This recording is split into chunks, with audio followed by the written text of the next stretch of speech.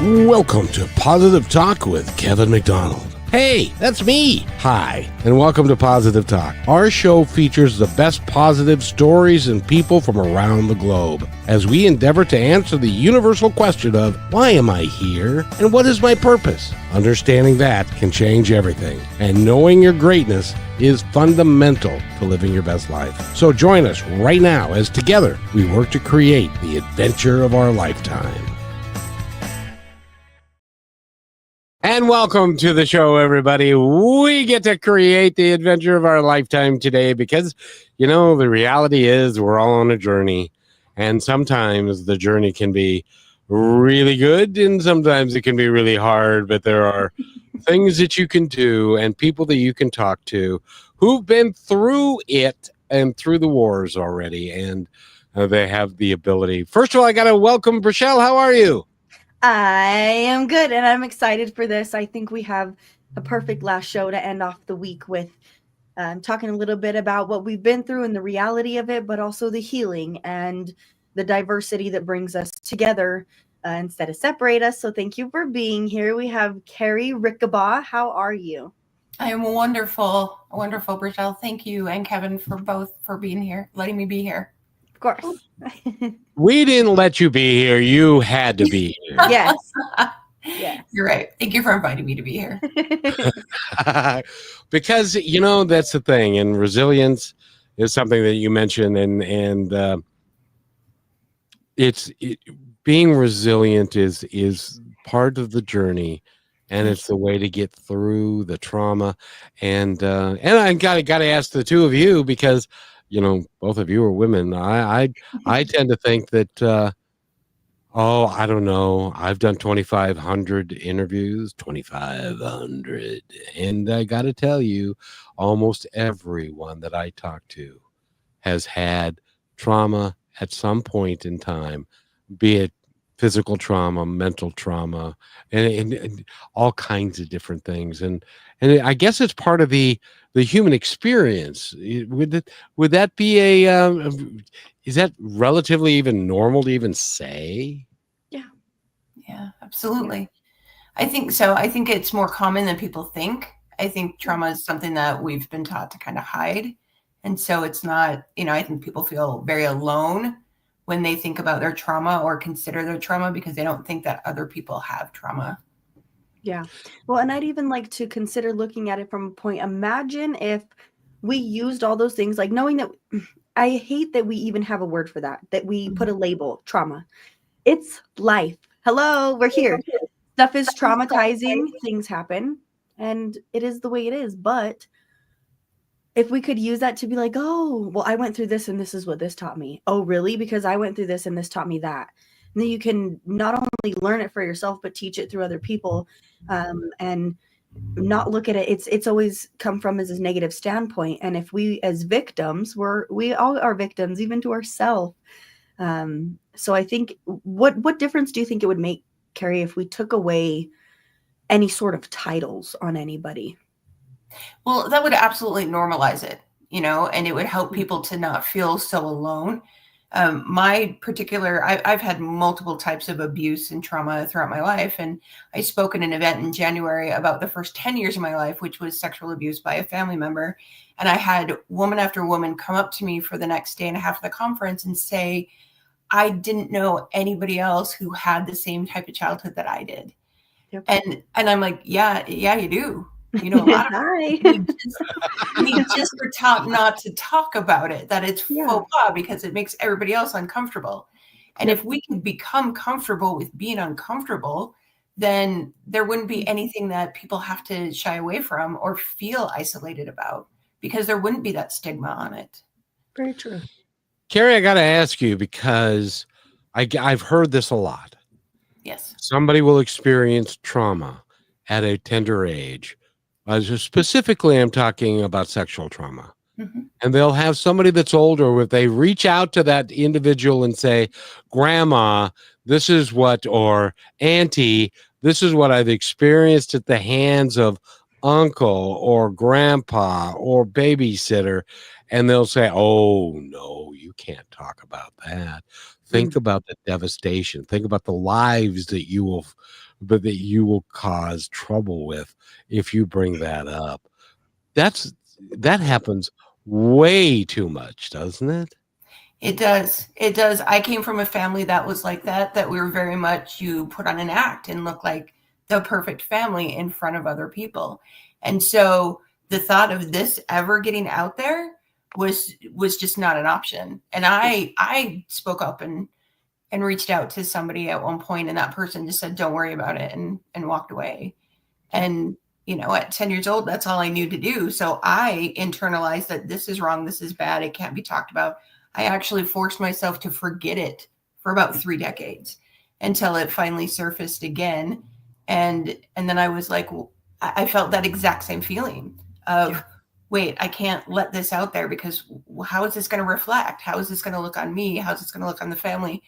And I finally just said, I'm going to talk about it. Like, that's part of my healing, is talking about it, but letting other people know that they're not the only ones going through it, and they can heal from it as well. So, well, and Cari, that leaves me with the question of having to ask you, because a lot of times I see, so Kevin said a good point, is we're going to hide it so that we can protect other lives when you're the life who needs help, right? So that's kind of confusing to hear as a child. But then there's the other side of it as well, where it's like, okay, you're not only were you traumatized by somebody older than you, but you're reaching out to another older person to try to have help and defend you and understand or do whatever they have to do for the child as yourself. I've come to terms with an understanding of something, and I want you to tell me what you think about it. It's harder for them to accept that, let alone think about it or respect it, because then they have to take blame, right? Whether they have to or not, I think they do. I think they do, and that is a hard part about it. I mean, that is part of the dysfunction of the dynamic of abuse. If you reach out to somebody who doesn't believe it or doesn't want to believe it, because that's where I talk about it becomes uncomfortable for other people in one way, shape, or form, whether they feel guilt or they feel sorrow or they feel sympathy or they don't know what to feel for the other person. And it adds layers upon layers of, let's just sink this down underneath the water so everything looks calm. Yeah, makes sense. There's one other thing that I've talked to a ton of people, and what happens to a lot of people is that when that happened at 10 years old for you, and they said, oh, no, you can't say anything about that and stuff. And so you bury it. And in some cases, you bury it so deeply that you forget about it. Yeah. But because it's there, and you don't even recognize that it's there, it affects you and the decisions that you make and the things that you encounter in your life for maybe years, until an event comes up and it all comes flooding back. Is that been your experience? That definitely was. So I experienced it for 10 years. It started before I could remember. And so for me, it was actually normal. And it was surprising to me to find out that it was a bad thing that was happening. I was 7 when I found that out. And all of a sudden I was like, wait a second, this has always been happening. I didn't know this wasn't what always happened. So then at 10, when this person said, just forget it, don't think about it, forget about it, I did. I buried it all the way down inside of me as deep as it could be. And I had 30 layers of trauma, other types of trauma that abuse that surfaced on top of it. And for about 20 years, I did okay until I was probably mid-20s. And then I got into this holding pattern where I just constantly had these walls in front of me that I couldn't get past. And I could see that it was because of things I was doing, ways I was thinking, but I couldn't change them. And I didn't know why. And it affected me completely, because I'm like, when this happens, why do I automatically do this?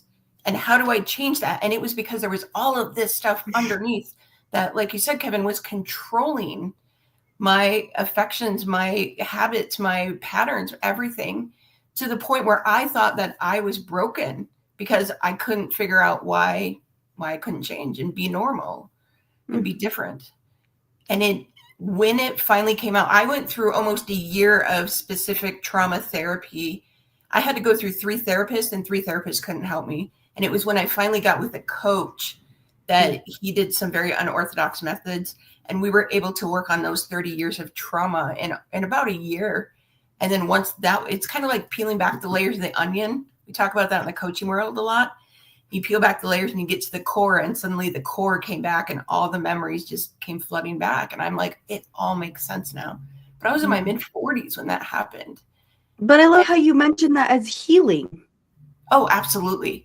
Absolutely. Sharing my story, like first I had to come to grips with it because it felt like it was brand new and it was happening again, right then, all over again. To you. Yeah. Yeah.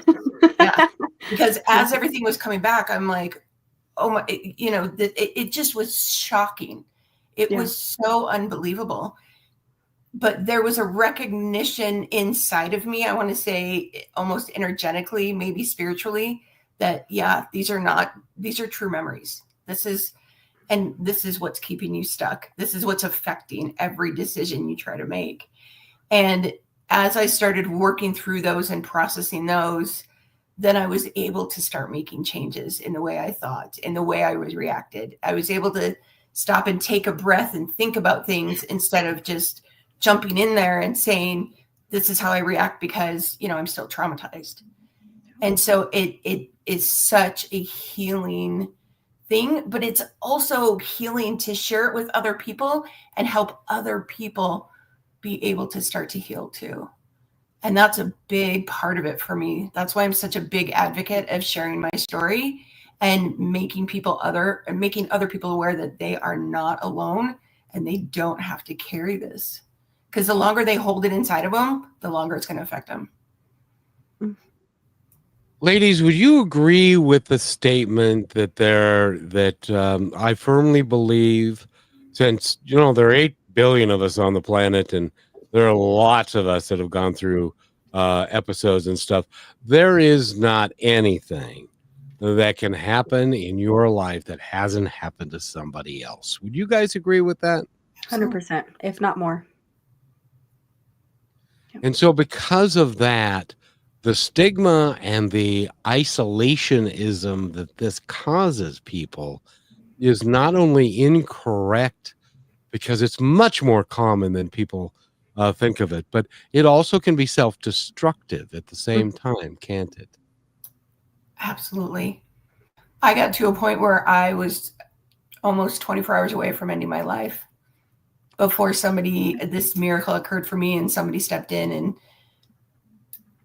it changed everything. But I felt that I was too broken to be helped, and that I was so broken that nobody around me, could understand me or could help me. And it's debilitating at times. The debilitation is unnecessary because there's always somebody out there who understands how you feel, have struggled the same way you've struggled.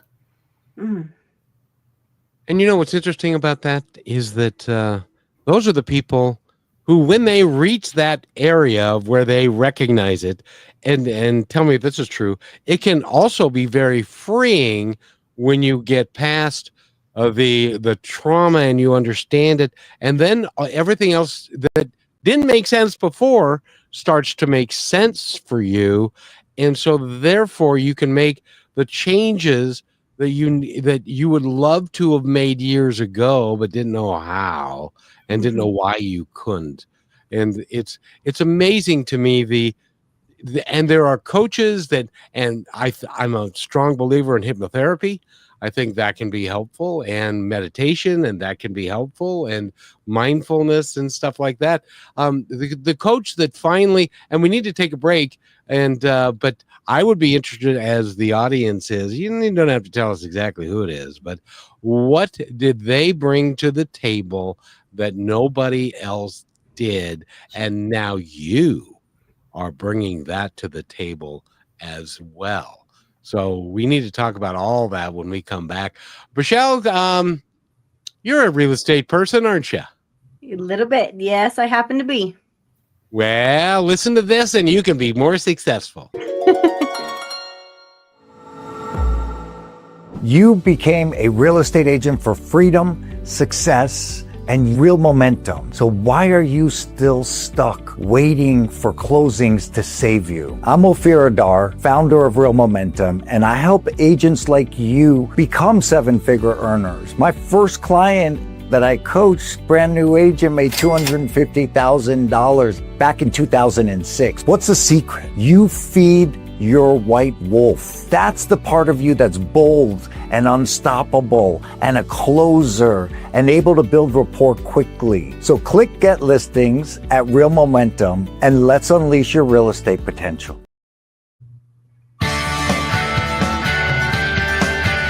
And welcome back to Positive Talk with Rochelle. That's her. That's the one right over there. Her name is Rochelle. And my name is Kevin McDonald. Cari Rickabaugh is with us, and she's a coach.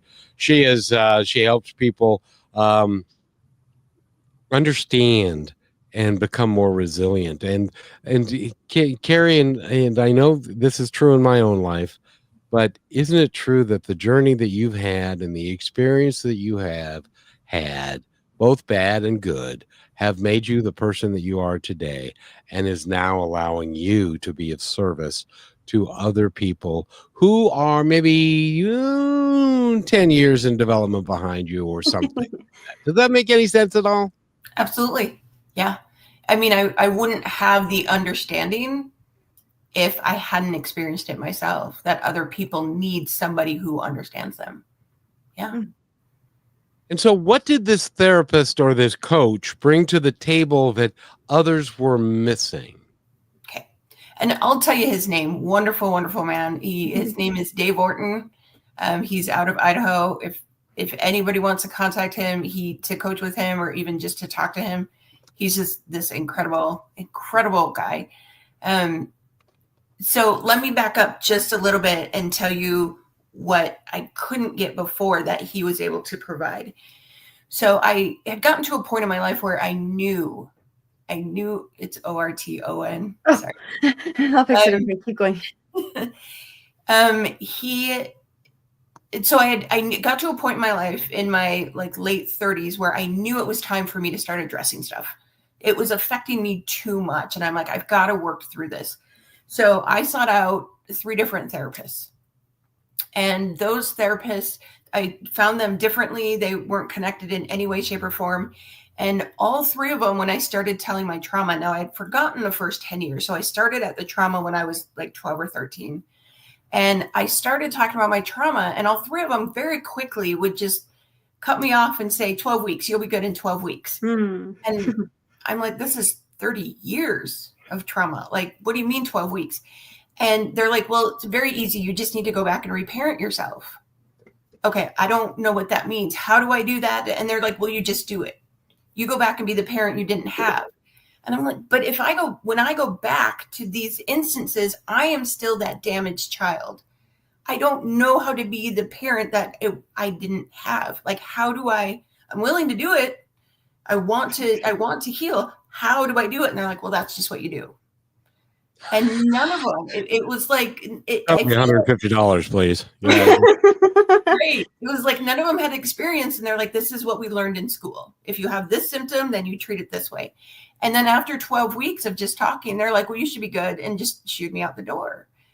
And so after this happened 3 times, I was like, I'm not doing this again. I'm not investing again. I'll just white knuckle it through the day until I felt I couldn't white knuckle it anymore.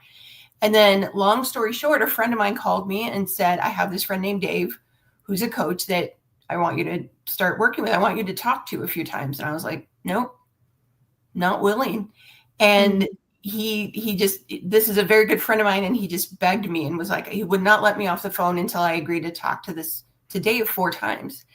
And so I called Dave, and I refused to tell him anything about me because I refused to commit again to put my investment in him only to have him leave me after 3 months. Well, burn me once, burn me twice, burn me 3 times. You're not going to burn me the 4th time. Yes. Yeah. And so what this guy did was not even talk therapy. He was like, close your eyes. You're going to start imagining things.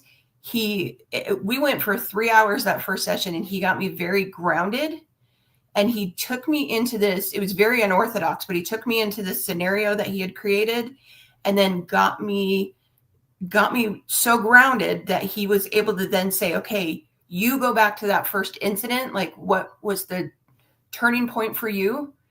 And he walked me through how to get myself out of my child body and be somebody outside of myself to start healing myself. So he taught me how to reparent myself.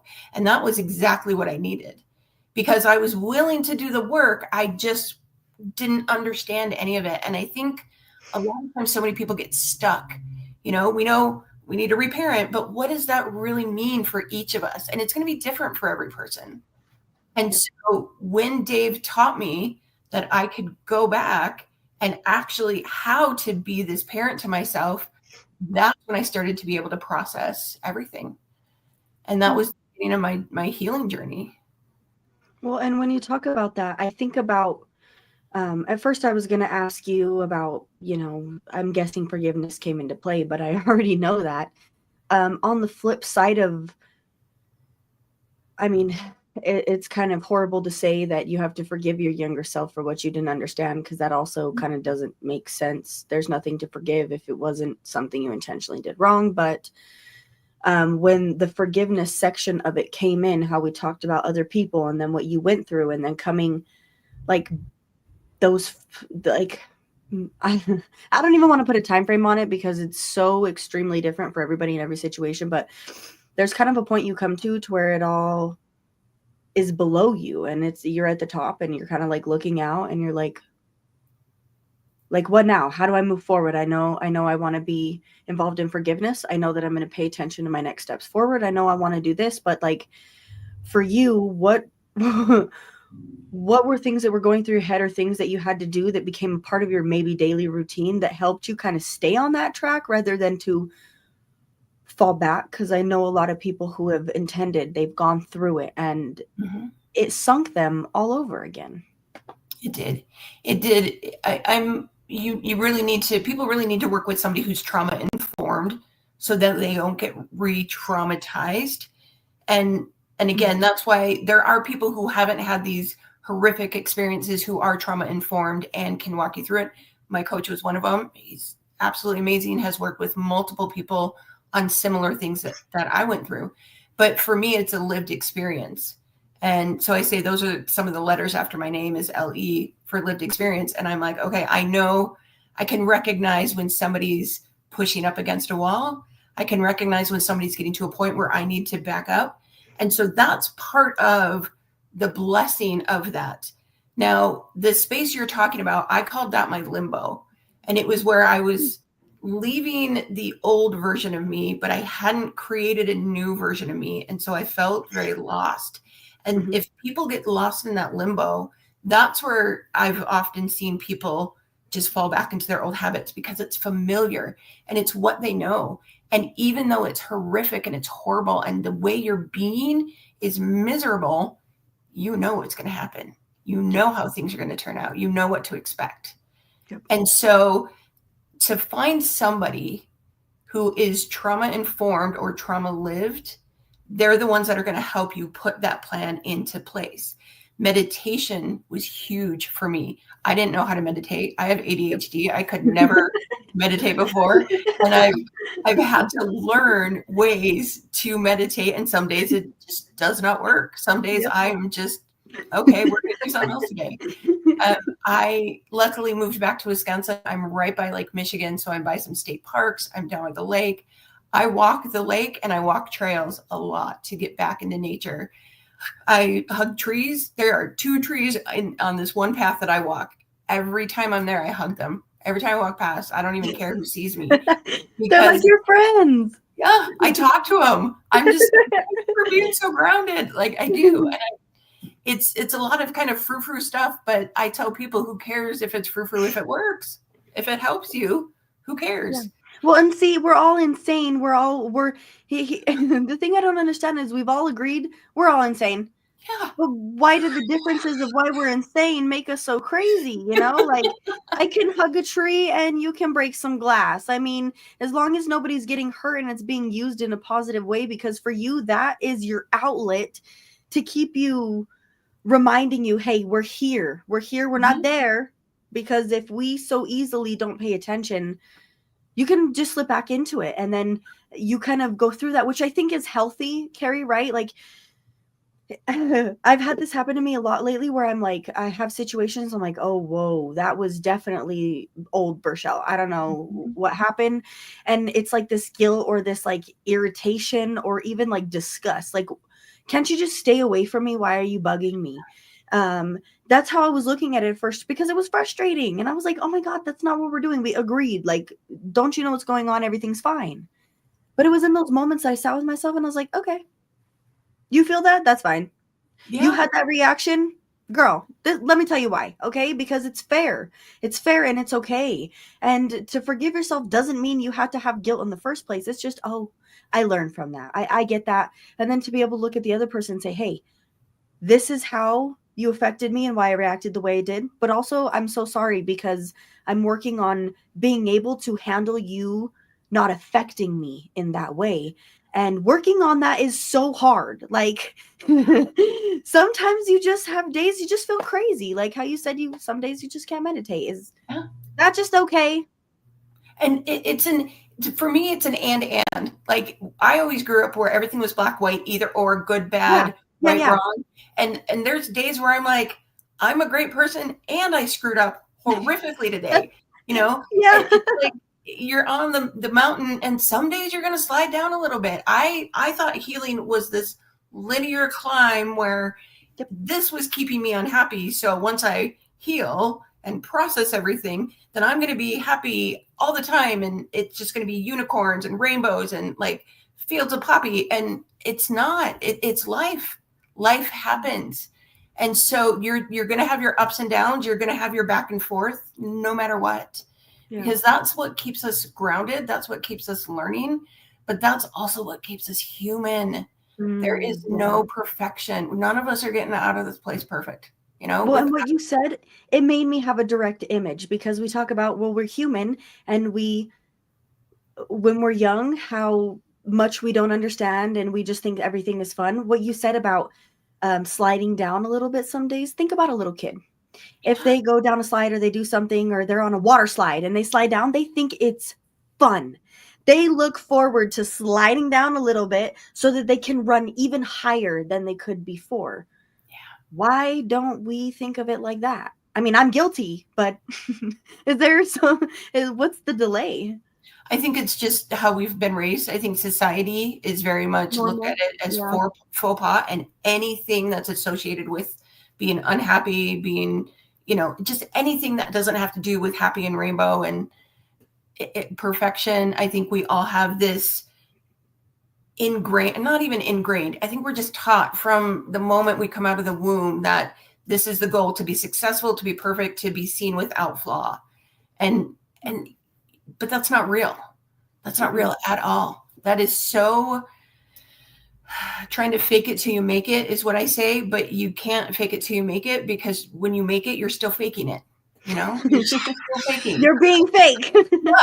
Yeah, that's not the real you. And it's a beautiful thing to see authenticity and to see the flaws in people and to see the brokenness in people.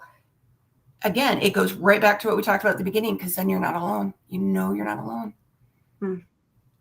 Cari, we have to take a break for our halftime show, but when we come back, Rochelle said something that piqued my interest, and I really want to get your opinion about this. I've never asked any guest this ever at any time, and I think you're somebody who can help somebody that's in our audience that has experienced this and is not able to forgive themselves. We need to take this break, and I'll be right back. You're listening to Brushwood Media Network, the best in syndicated talk, news, and entertainment shows. As you go about your daily life, Look closer. As you gather with family and friends who love and support you, look closer.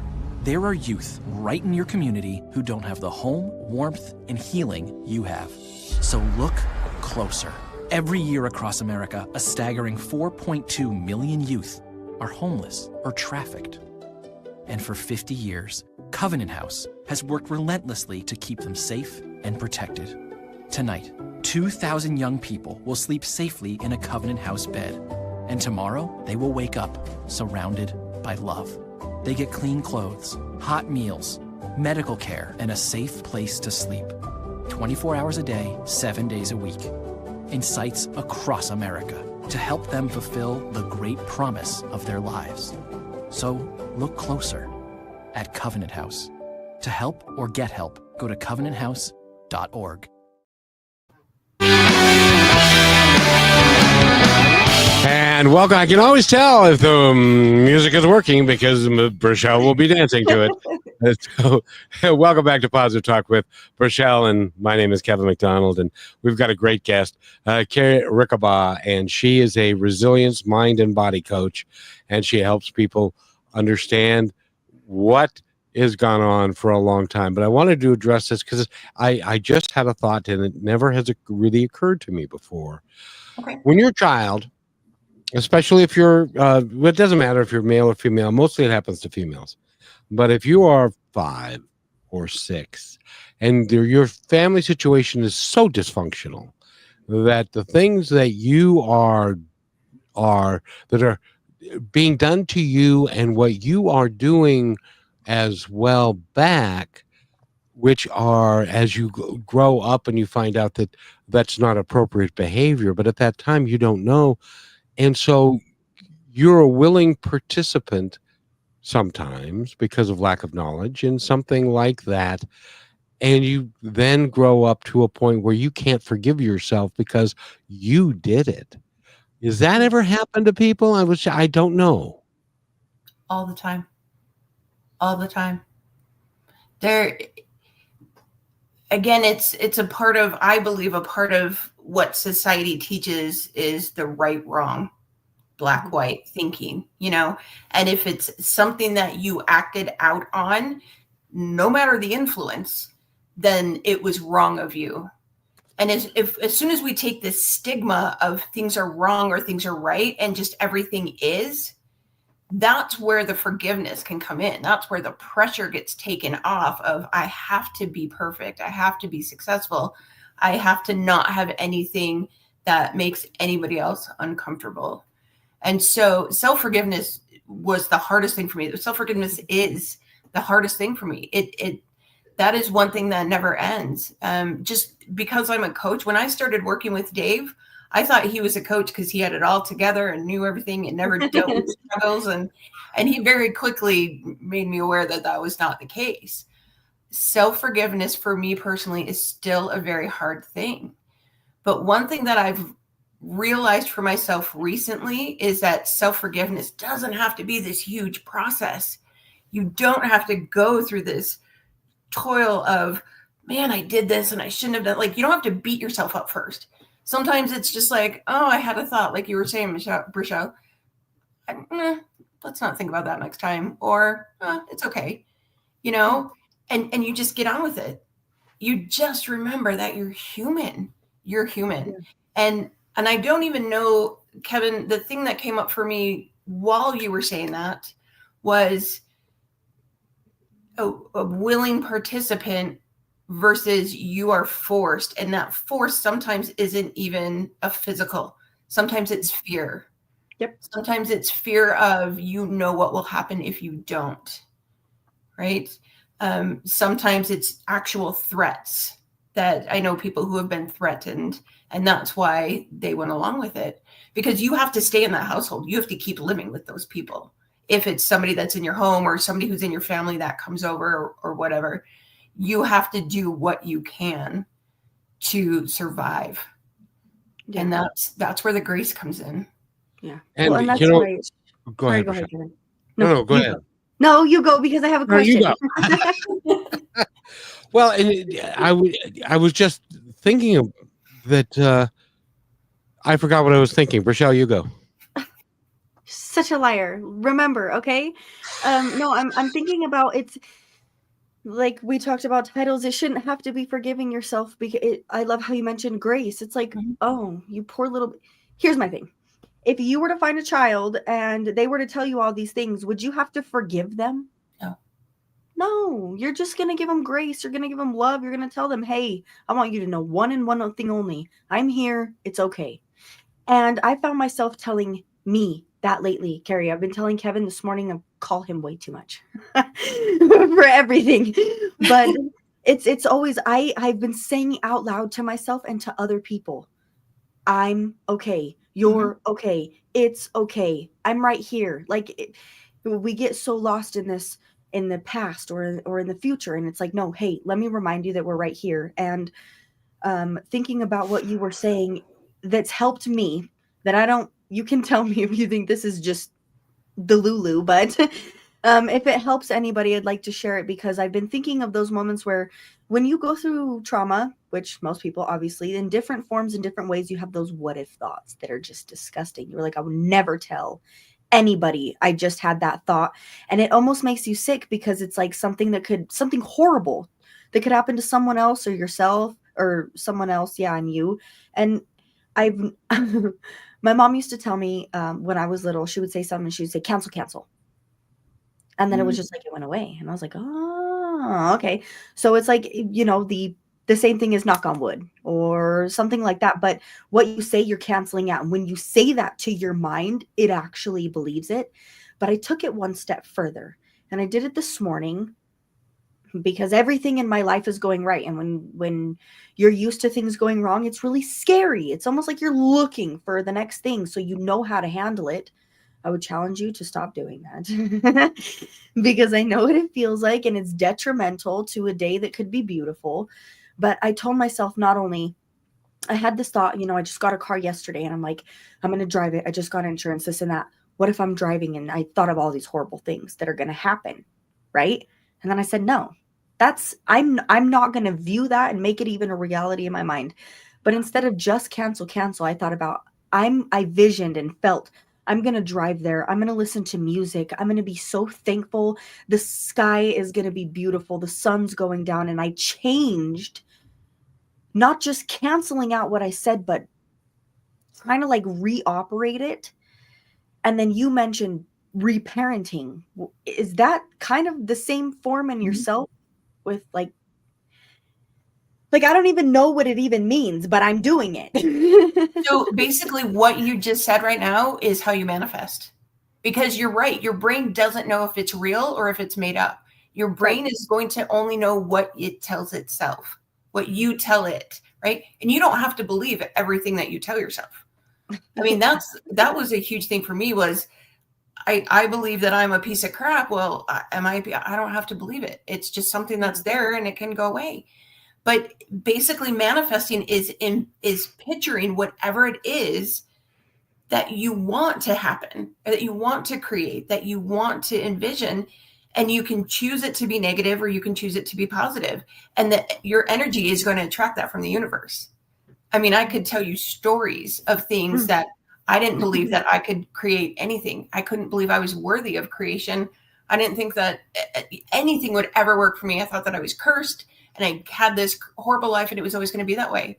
And the things that I've created being on this show, I mean, look at this. A year ago, I couldn't look people in the eyes. And I just decided I'm going to be a speaker.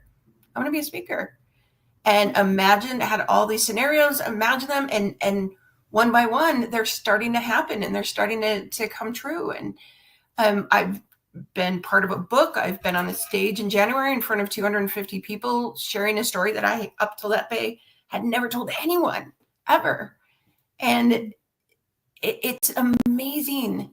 It's amazing. But the other thing that I was thinking about when you were talking is whatever you did in whatever moment of your life, you were doing the best that you could with the knowledge and experiences you had at that time. And you couldn't do any better because if you could, you would have. When you just said it, that's the allowing. That's what brought that in. Like, that whole thing brings into the future of how do I allow things to go right when they were wrong out of my control and maybe I don't know. Like I had to It's let that go, you surrender, right? That's pretty much what that means. you for me now, I don't expect, but I accept that there can be failure. Right? And so I don't look at it as this has to be perfect. This has to happen this way. This is what I want. I'll start moving toward it. And if that doesn't work out, let's deviate and go somewhere else. Because for somebody, just like you're saying, for somebody who's had a negative life or has done horrible things or has had horrible things happen to them, again, horrible is a judgment description and it's just things. That's all it is. But to have positive things happen to you is terrifying. It's terrifying because it's so unfamiliar. You know, I became a part of this a community about 1.5 years ago, and I had people show me unconditional love, and I had never known that was a real thing. Well, it's almost like, yeah. When is it gonna go wrong? Exactly. Yes, you're waiting for. You're being fake. Yes. And people had shown me unconditional love, but I couldn't see it as that. I thought that it was sympathy or that they just, people felt sorry for me. But once I realized it was unconditional love, I started pushing it away. And I started trying to self-sabotage with a couple people specifically. And they, the first one I tried it with, I was like, you know what? I'm really kind of a piece of shit. You don't know me well enough. And pardon my language. And, you are more than you're more than welcome to walk away right now. And I'll just step back. And then I would have been hurt by it, but it was something I did. But that was my habit. And he just wrote back to me and said, not going to do that. And he called me and said, sorry, I like you. I mean, you're going to be in my life. He messaged me right before. I mean, this was over 1 year ago, one of my best friends. And so it didn't work with him. And that threw me off keel. So then I turned and I tried to do it with Dave. And Dave was like, no, are you kidding? I'm not going to do that. Like, you're in my, and I'm like, I don't know what to do. Like, it was horrifying. But the more you step into those things that are scary and allow them, like you said, you just allow it, the more you find peace with it. And then you're like, oh, I kind of like this better than the way I used to be. Yeah, no, it's so easy because then you realize I don't have to be attached to any of this. Yes. And what I get to choose to be is good, and I'm thankful, and it's thriving, and it's all these things, but also being able to, hey, I do get frustrated. I get angry. I get fed up. I'm still learning boundaries and I'm figuring things out. But you said something that was a key thing and I can't even remember what it was. It was something. Oh, you said, I don't even know what to do. I said that to Kevin hours ago because it's just like, I feel like I'm living in a fantasy land. Like am I dreaming? I'm waiting to wake up. Like where's the negative? And it's like, no, there is none because you created this. Remember? It's really weird, Cari, and I'm so glad you've been through it because getting through that other side is just, you look back and you're able to be like, oh my God, I love her. Like she got me here. Right. Yeah. Yeah. I want to mention this because I think it's important. And that I'm going to play the role of prosecuting attorney here for a second. And because I think manifesting is real and manifestation is possible. And if you believe it, you can do it. And if you believe anything, that you can do anything. And so several days ago, I had a conversation with a young friend of mine that was saying, I think I'm going to get a car, but I don't know what I'm going to get. And I don't know what I get. And it's probably going to be too expensive and it's probably going to be broken. It's not going to be working. I said, stop that. I want you to think in terms of what you want and how it's going to be. And she said, all right, I'll think in terms of that. Like, this is what I can afford and this is what I'd want. And then all of a sudden this car showed up. Now she went there with a friend, her young, I think it's her niece. Cousin. Yeah. Her cousin. Okay. And so they get out of the car, their truck that they go because they're going to look at this car, and the young cousin picks up a quarter that is right side, that is heads up, and she says, "Look at this! This is lucky." So she gave it to Rochelle, and And I so played along because she's starting to see that, Carrie. So I want her to like I tried to lift her up in that moment. So go ahead. and then they looked at the car, and it was a car that this gentleman, he needed for whatever reason, was going to give it to them at a great price. The car doesn't have very miles on it. It's exactly to a T what was in her mind of what she wanted. And her little cousin looks down and says, "Hey, there's another quarter," and it was heads up. Again. So she gave it to her, and see, from my perspective, that's a sign, and that's a sign from the universe that you're on the right track, that you're doing the right things, and not to overthink it, but just allow it to be. And then she gets this car, she buys it. The guy's amazing. He brings it to their house, gives her a half tank of gas, which is amazing. And then she's looking at the middle console, and there was something in the middle console, and she sent me a picture of it. What did that little plaque say? So it was a sticker upside down I had seen the moment I got in the car. I'm usually very attached, like I said, so curiosity, I have to check everything, and I wasn't like that. I was just easy breezy. Hey, there's a sticker in the car, cool. I just left it there. I didn't think anything of it. He dropped it off, and I asked him, do you want to go through it? There's things in it. So there's a pair of Chanel glasses that were left in there that are not cheap. And I'm looking through it, and the last thing I pick up was the sticker. I saw it upside down. I was like, oh, let's see what this cute little sticker says. It was from Dutch Bros, which doesn't mean anything, but it's a picture of a wizard, which I'll share sometime on the show, that says wishes do come true. I cried so hard. I couldn't breathe. I didn't even know what to do. And it was because so many things in that moment were released. And Carrie, I'm telling you, I'm in the midst of it. So I don't understand it completely, but it is heavy.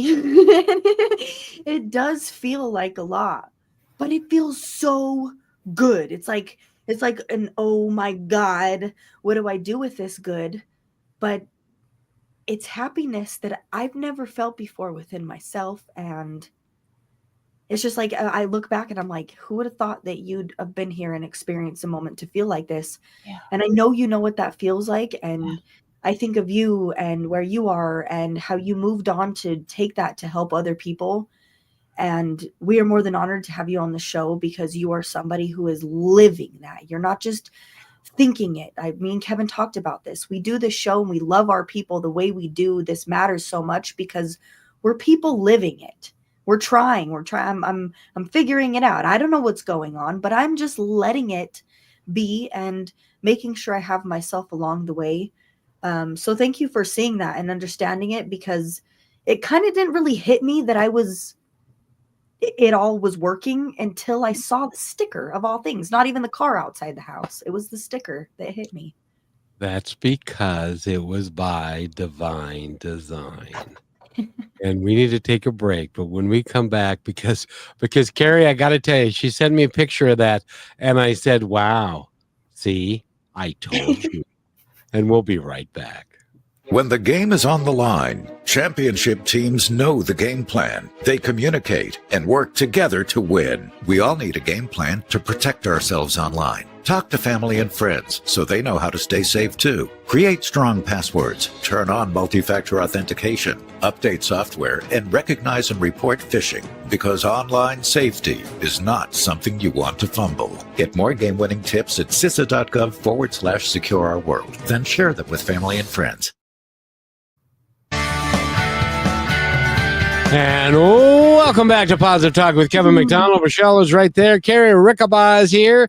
And resilient mind and body coaching is what she does. Rochelle, could you put up her website? Of course. And Cari, I just got to tell you, it's just remarkable. When you look back now from where you are today from where you were. Rochelle's in the midst of it, and she still doesn't get it. She's still waiting for the other shoe to drop, which I'm keep telling her, the gospel according to Paul McCartney, let it be. It's going to be fine. Do not think in terms of what negative thing is going to happen next, because you're bringing it on yourself. Don't think that way. You're thinking about it being positive and stuff. But looking from where you are today, looking back at your life and where you were, and what the impact that you're beginning to make on other people, how do you feel about all that? I am humbled. I am truly, truly humbled. Like I said, there's 24 hours where I almost was not on this planet anymore. And the fact that it's like when you find your rock bottom keeps having a basement, you don't think you're ever going to get out of it. Hey? I'm sorry, you just made me laugh. That was the greatest way I've ever had that put, because when it's almost like when people say, oh, they keep hitting rock bottom. It's not the same place. It's even lower than that. Yeah. It's the rock bottom's basement. It is. And when you're in that place, you see no hope. You see nothing. And you don't see anything for you. But when you can get to the other side of whatever those walls are that you have put up, I mean, every wall that we have in front of us, we've put up. A lot of them are unconsciously, unintentionally. We don't know why. When you can get to the other side of your walls and help other people, it's just like it increases my gratitude for going through that, and not for what happened, but having experienced difficult things to be able to help other people see that joy and that light. So it truly, truly humbles me to be able to help others. And I keep telling everybody that service is the highest thing that you can do on this planet, in my opinion. Do you agree? It is. Absolutely, 100%. 100%. And that's what this show is about, and that's why Rochelle's become attached to it, and because she gets to she gets to talk to people like you, and it is just so heartwarming for me to be able to offer this. And if you're listening to this right now, please share this episode with somebody that's been through it. Have them call Cari. She can help them, and or help yourself. Live a little bit better life, because Cari, you mentioned that you were within 24 hours. My brother-in-law was within that 24 hours, and he made the wrong decision, and he ended it at 42. And if he had just talked to someone, if he just talked to me about the things that were going on, I could have given him, because hope is an important aspect of all this, isn't it? It truly is. It truly is. You have to have hope to keep going, because without hope, there's no reason for us to be here. But there's always hope, and that it's hard to see. And that's where that outside perspective comes in, of people can see things that the walls you have up in front of you are blinding you of. That is so true.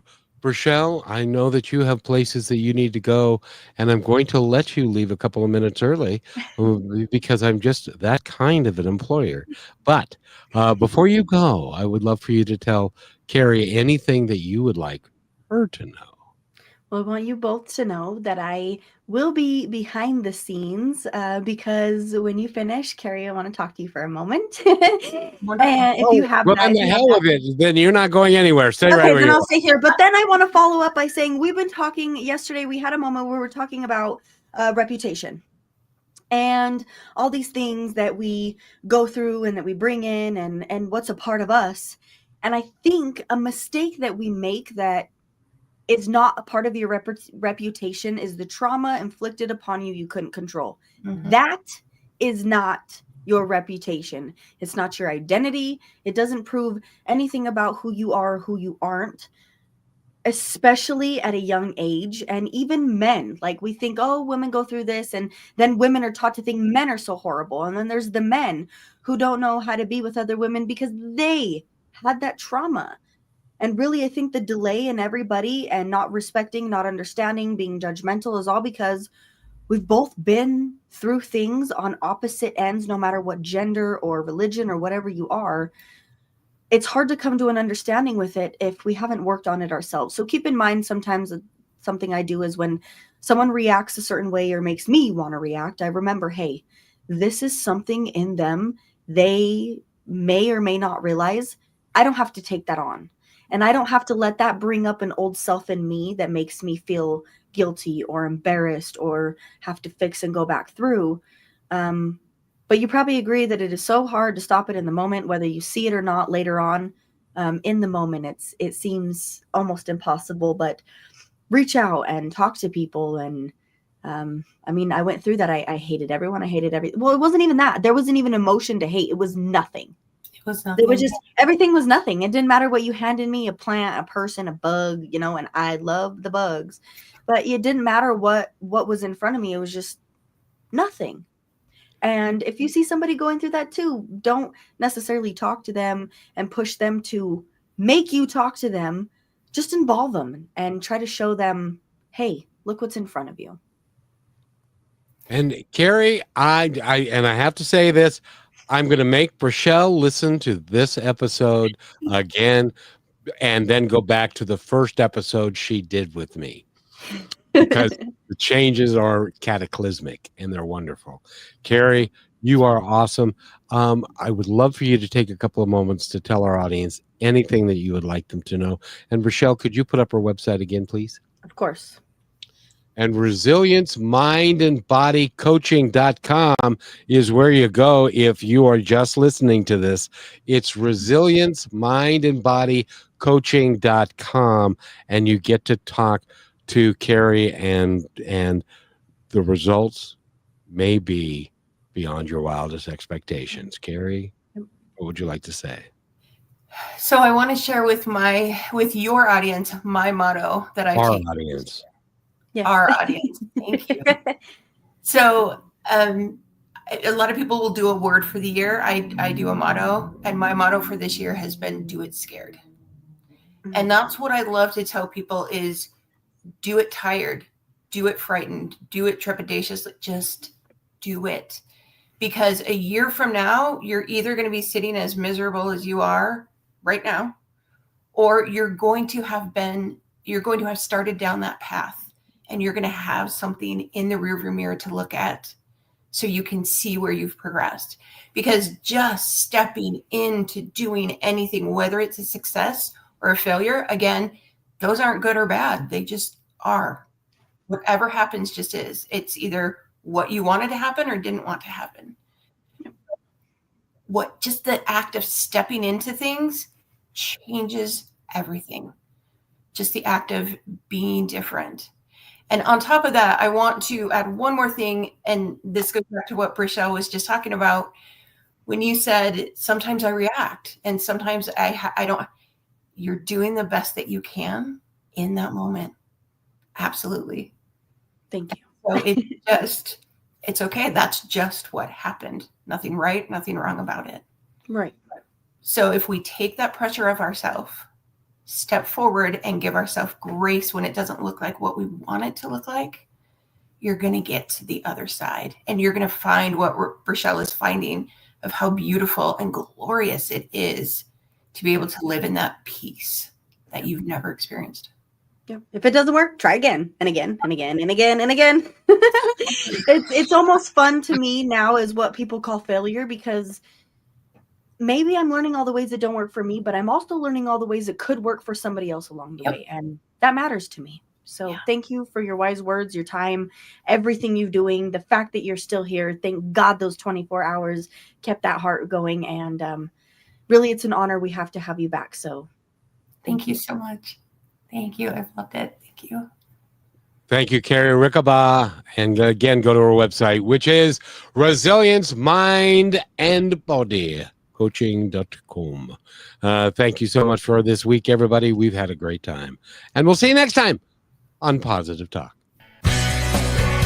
Thanks for listening to this episode of Positive Talk with Kevin McDonald. Our purpose is to provide everyone with a positive, entertaining, and educational experience. I would love your feedback and comments about the show, including possible topics and great guest suggestions. Please email me at kevin@kmmedia.pro. And remember, be kind to one another because each other's all we've got. That's Kevin